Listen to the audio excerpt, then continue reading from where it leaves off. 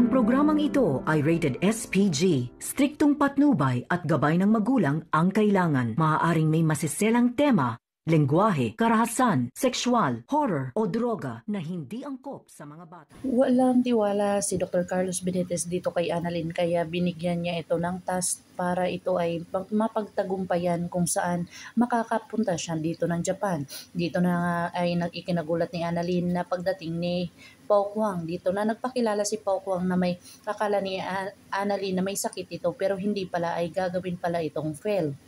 Dito na talagang challenge accepted ni Annalyn ang lahat ng mga sinasabi dito ni Dr. Carlos Benitez na kung saan gusto niya itong patunayan dito na karapat-dapat siyang ipadala doon sa Japan at akala niya ay talagang masusukat ni Annalyn ang kanyang pagka-neuro pero hindi pala.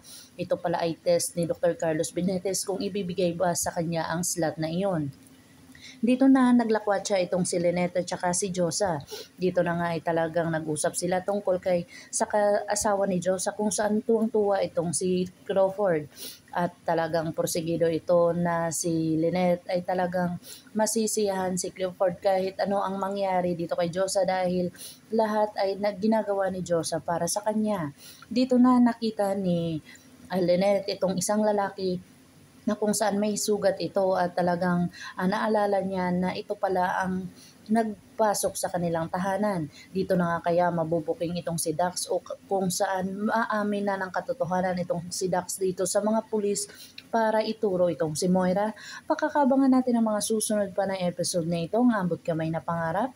If you like my story, please like, share, and subscribe para ma-update po kayo sa mga susunod pa. Yan lamang po at maraming salamat.